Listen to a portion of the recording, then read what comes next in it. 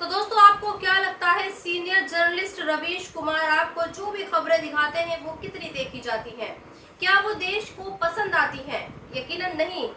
आप मेरे हाथ में जो मोबाइल देख रहे हैं, इस मोबाइल की कांटेक्ट लिस्ट में करीब 30 कांटेक्ट ऐसे हैं जिनका ताल्लुक हिंदू धर्म से है और इनमें से करीब 80% लोगों ने अपने व्हाट्सएप स्टेटस पर लगाया हुआ है और ये सभी बता रहे हैं कि पहलगाम में जिन आतंकवादियों ने हमला किया था उन्हें भारतीय सेना ने ऑपरेशन महादेव चलाकर जहन्नुम पहुंचा दिया है। इन्होंने आतंकवादियों का नाम भी लिखा है और ये कहा है कि भारतीय सेना ने हाशिम मूसा को जहन्नुम पहुंचा दिया है।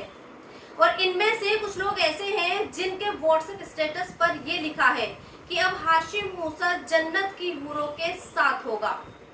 लेकिन कल जिस वक्त लोग ये स्टेटस लगा रहे थे, उस वक्त सीनियर जर्नलिस्ट रवीश कुमार ये बताने की कोशिश कर रहे थे कि लोकसभा में जो ऑपरेशन सिंदूर को लेकर बहस चल रही है उसमें सरकार विपक्ष से हार गई है और सरकार की जिन उपलब्धियों के बारे में गोदी मीडिया बता रहा है, असल में वो खोखली है और सरकार जो जानकारी ऑपरेशन सिंदूर के बारे में दे रही है वो सिर्फ फिल्मी डायलॉग है।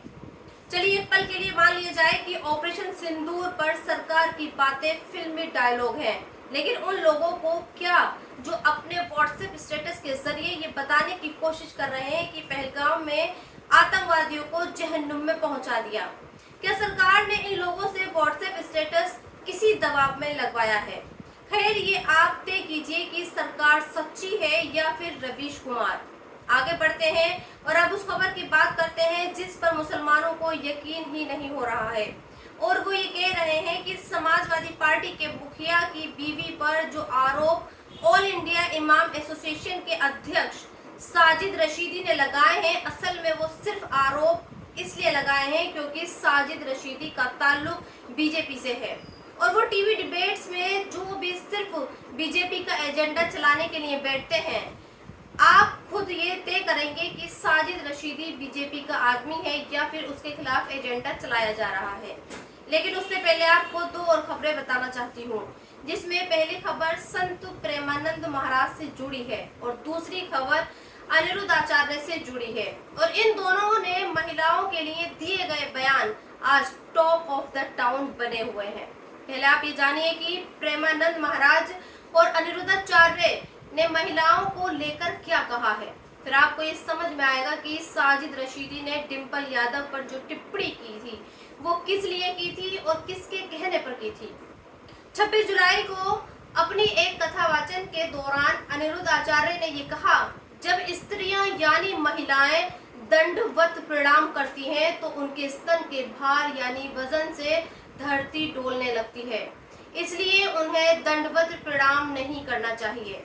और आज एक कमोबेश ऐसा ही बयान प्रेमानंद महाराज ने भी दिया है और उन्होंने ये कहा है कि आजकल लड़कियां पवित्र नहीं रही हैं, 100 में से 2 या 4 लड़कियां ही पवित्र होती हैं।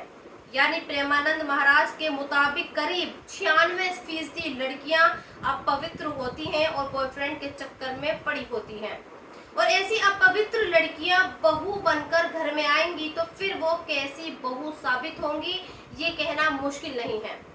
सोशल मीडिया पर प्रेमानंद महाराज के बयान पर भी खूब चर्चा हो रही है, लेकिन इस चर्चा में एक फर्क है और वो फर्क है कि जिस तरह साजिद रशीदी के बयान को बीजेपी के नेताओं ने उठाया, उस तरह से बीजेपी के नेता प्रेमानंद या अनिरुद्ध आचार्य के बयान को नहीं उठा रहे हैं।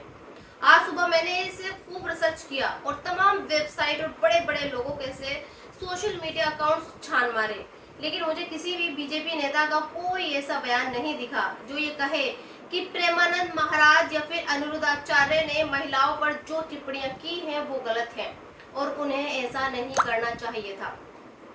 जबकि साजिद रशीदी के बयान को बीजेपी लगातार और बार बार उठा रही है। अब आप ही ये फैसला कीजिए कि ये क्या दिखाता है।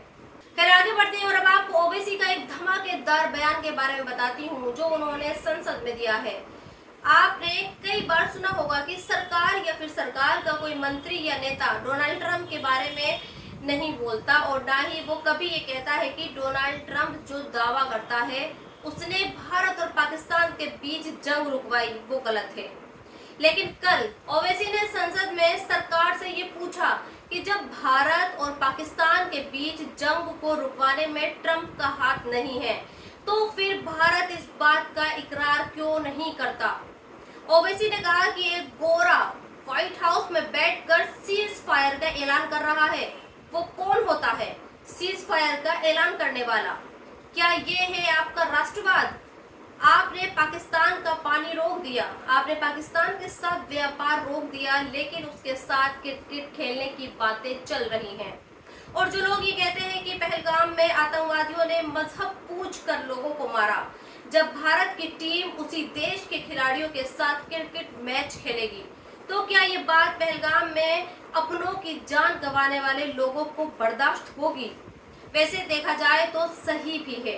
हमारे देश में लोग व्हाट्सएप स्टेटस लगाते हैं और आतंकवादियों को जहन्नुम भी भेज देते हैं, लेकिन जिस देश में आतंकवादी आए और जिस देश पर आतंकवादियों को खत्म करने के लिए हमारी सेना ने हमला भी किया, उसी देश के साथ क्रिकेट खेला जाता है। और हैरानी की बात तो यह है कि इस पर हमारी सरकार का कोई भी नेता नहीं बोलता है। और ये कहा कि विपक्ष के नेता पाकिस्तान जैसी भाषा बोलते हैं और असल में वो पाकिस्तान के दोस्त हैं। यानी अनुराग ठाकुर राहुल एंड कंपनी को ये बताना चाहती है कि अगर आप पहलगाम हमले पर सरकार से सवाल पूछोगे तो आप पाकिस्तान के दोस्त हो। लेकिन अनुराग ठाकुर ने ये नहीं कहा कि जो लोग पाकिस्तान के साथ क्रिकेट खेलना चाहते हैं या फिर जो बीसीसीआई पाकिस्तान के साथ टीम इंडिया को क्रिकेट खिलाना चाहती है वो क्या है और वो कौन है। इसके अलावा कल सरकार की तरफ से ये भी कहा गया है कि जब संसद में कांग्रेस के एक सांसद गौरव गोगोई बोल रहे थे, तब उनके भाषण को पाकिस्तान में दिखाया गया। यानी गौरव गोगोई को भी सरकार के मंत्रियों और सांसदों ने पाकिस्तान का दोस्त बताया। लेकिन यही मंत्री और सांसद ये नहीं बोले कि इस वक्त आईसीसी की बागडोर अमित शाह के बेटे जे शाह के हाथों में है और एशिया कप आईसीसी ही ऑर्गेनाइज करवाती है। खैर, अब आपको आज की एक और बड़ी और चौंकाने वाली खबर बताती हूँ। दरअसल आपको ये लगता होगा कि मुस्लिम देश फिलिस्तीन के साथ हैं और जो जुल्म इजराइल गाजा पर कर रहा है उसका मुस्लिम देश विरोध करते हैं। लेकिन एक खबर ऐसी आई है जिसमें ये सोचने पर मजबूर कर दिया है कि गाजा में जो कुछ हो रहा है असल में उसका किसी मुस्लिम देश को घंटा फर्क नहीं पड़ता और वो जो इस नरसंहार में इजराइल का ही साथ दे रहे हैं। फाती एरबाकन, इस नाम को आप याद कर लीजिए, ये नाम तुर्की की एक अपोजिशन पार्टी का है। इस फाती अरबाकन ने ये दावा किया है कि जिन लड़ाकू टैंकों के जरिए इजराइल की सेना गाजा में हमला करती है और गाजा में नरसंहार करती है, वो टैंक इजराइल को तुर्की ही भेजता है। इस फाती ने यह कहा कि तुर्की की तरफ से इजराइल के लिए गाजा के खिलाफ लड़ने वाले 5000 टैंक तुर्की की तरफ से भेजे गए हैं और इस काम के लिए फाती ने तुर्की के राष्ट्रपति एर्दोगन को ये कहा है कि वो ऐसा करके नेशनल क्राइम कर रहे हैं। फाती का यह बयान ठीक वैसा ही है जैसे संसद में राहुल गांधी का बयान होता है। अगर आपको ये लगता है कि बतौर अपोजिशन लीडर राहुल गांधी या फिर कांग्रेस पार्टी सरकार से कोई सवाल करती है तो वो झूठ पर आधारित होते हैं, तो आप फाती को भी ऐसे ही समझिए। लेकिन अगर आपको ये लगता है कि अपोजिशन के लीडर सरकार से जो सवाल करते हैं वो जायज होते हैं, तो फिर आपको ये मानना ही पड़ेगा कि इजराइल के साथ जेनोसाइड में तुर्की भी शामिल है। क्योंकि अगर ऐसा ना होता तो फिर तुर्की अपने 5000 लड़ाकू टैंकों को इजराइल ही न भेजता।